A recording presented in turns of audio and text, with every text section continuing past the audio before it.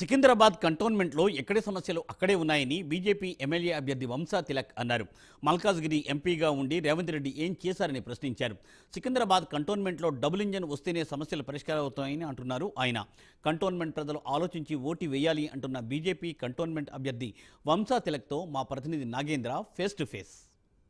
రాష్ట్రంలో కాషాయ దళం ఎన్నికల ప్రచారంలో దూసుకుపోతుంది. ప్రస్తుతం కంటోన్మెంట్ అభ్యర్థి వంశా తిలక్ మనతో పాటు ఉన్నారు. ప్రస్తుతం ఆయన కంటోన్మెంట్ ఎమ్మెల్యే అభ్యర్థిగా ఉన్నారు. వారు ప్రస్తుతం డోర్ టు డోర్ క్యాంపెయిన్ చేస్తున్నటువంటి పరిస్థితి. ప్రస్తుతం ఆయన చూడొచ్చు మనం కంటోన్మెంట్లో 2 వీలర్ మీద డోర్ టు డోర్ ఆయన క్యాంపెయిన్ చేస్తున్నటువంటి దృశ్యాలు అన్నిటిని కూడా మనం ప్రస్తుతం చూస్తున్నాం. ప్రస్తుతం ఆయన మాట్లాడించే ప్రయత్నం చేద్దాం. ప్రజల నుంచి చాలా మంచి రెస్పాన్స్ ఉంది. కాకపోతే కొన్ని దుర్మార్గపు దుష్టశక్తులు ఇప్పుడే మాకు తారసపడ్డారు. గొర్రెల కిట్టు అనే వ్యక్తి ఇట్లాగే దీని మీద తిరుగుతూ డబ్బులు పంచుతున్నాడు. డీసీపీ గారు నేను కంప్లైంట్ చేశాను. మేము బైండ్ ఓవర్ చేస్తాం అది ఇది చెప్పారు, కానీ విచ్చలవిడిగా తిరుగుతున్నాడు, డబ్బులు పంచుతున్నాడు. నేను మీ ద్వారా అధికారులకు అందరికీ విన్నపం చేస్తున్నా, ఇది అరాచకం. కానీ అందరు కాలనీ వాసులు అవుట్రైడ్గా ఒక్కటే మైండ్ మోదీ వేవ్లో భారతీయ జనతా పార్టీకి ఓటేస్తామని చెప్పేసి నిర్ణయించుకున్నారు. వాళ్ళు ఎన్ని చేసినా, ఎన్ని అకృత్యాలు చేసినా, ఎంత చేసినా భారతీయ జనతా పార్టీ గెలుస్తుంది. ఈ కంటోన్మెంట్కి సంబంధించినటువంటి సమస్యల విషయంలో ఏం చెప్తున్నారు?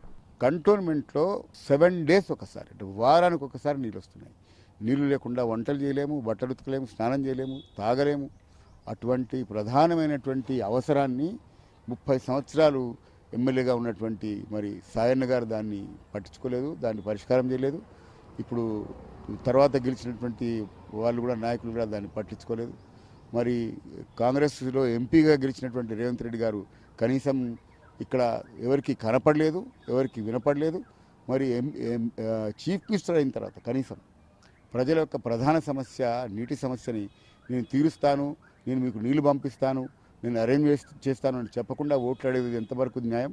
రాహుల్ గాంధీ గారు ఏమంటున్నాడు? జనగణన చేస్తానంటున్నాడు. జనగణన దేనికోసం చేస్తారు సార్? బీసీ జనగణన, ఇంకో జనగణన. ఎందుకంటే సమన్వయం చేయాలి, దామాషా ప్రకారం అందరికీ రిజర్వేషన్ చేయాలి. మరి కాంగ్రెస్ పార్టీలో అత్యధిక శాతం ఉన్నటువంటి దామాషా ఉన్నటువంటి మాదిగలకు 3 ఎంపీ టికెట్లు ఉంటే ఒక్కటికి టికెట్ ఇవ్వలేదు. కనీసం సికింద్రాబాద్ కంటోన్మెంట్లో ఇస్తారని ఆశిస్తే అక్కడ కూడా ఒక దొంగకు పార్టీలు మారేటటువంటి శ్రీ గణేష్ గారికి ఇచ్చారు. ఎంతవరకు న్యాయం సార్? అంటే 30 సంవత్సరాల నుంచి ఒకటే వర్గానికి ఇస్తే మేము అపీల్ చేస్తే భారతీయ జనతా పార్టీ అధిష్టానం మాకు ఒక మాదిగ సామాజిక వర్గానికి చెందినటువంటి వానికి నాకు వాళ్ళు ఏరుకోరి నన్ను పంపించారు. ఇంకో మాట చెప్తాను మీకు, నరేంద్ర మోదీ గారి మీరు ఆయన క్యాబినెట్లో మీరు కనుక చూస్తే ఓబీసీ మంత్రులు 27 మంది ఉన్నారు. 27 మంది సమన్యాయం కాదా సార్? ఒక మహిళా నాయకురాలికి ఆర్థిక శాఖ ఇచ్చాడు, అంతకుముందు శక్తి స్వరూపం చేసి డిఫెన్స్ మినిస్టర్ చేశాడు. అట్లాగే మీరు కనుక చూస్తే దళిత మంత్రులు 12 మంది ఉన్నారు. ఇంతకంటే సమాజాన్ని, సమన్యాయాన్ని, సబ్కా సాత్, సబ్కా వికాస్, సబ్కా విశ్వాస్, సబ్కా ప్రయాస్ అన్న స్లోగన్ని ఆచరణ చేపించి చూపిస్తున్నటువంటి నరేంద్ర మోదీ నాయకత్వం రిజర్వేషన్లకి జోలికి వెళ్తుందని, రిజర్వేషన్లు దాన్ని తీసేస్తుందని దుర్మార్గం. కేవలం ప్రజలను మోసం. కాంగ్రెస్ అంటేనే మోసం. బీఆర్ఎస్ పార్టీ ఎవరన్నారని మీరు అందరూ చూశారు. రాజ్యాంగాన్ని మారుస్తారని చెప్పింది ఎవరండి? మన బీఆర్ఎస్ పార్టీ కేసీఆర్ గారు.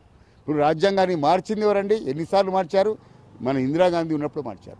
రాజ్యాంగాన్ని తుంగలో దొక్కి ఎమర్జెన్సీ తీసుకొచ్చింది ఇందిరాగాంధీ పార్టీ. ఎమర్జెన్సీలో చాలామంది పెద్ద పెద్ద నాయకులు, వాజ్పేయి గారు కానీ, లేకపోతే జార్జ్ ఫర్నాండిస్ కానీ, అందరూ పెద్ద పెద్ద నాయకులందరినీ జైల్లో తొక్కి ప్రెస్ను మాట్లాడనీయకుండా ప్రెస్ను అబాలిష్ చేసినటువంటి చరిత్ర కాంగ్రెస్ పార్టీ. రాజ్యాంగాన్ని పక్కకు నెట్టి తొక్కేసినటువంటి చరిత్ర కాంగ్రెస్ పార్టీ. వీళ్ళు మా గురించి మాట్లాడతారా? రాజ్యాంగాన్ని భారతీయ జనతా పార్టీ మాత్రమే పరిరక్షిస్తుంది.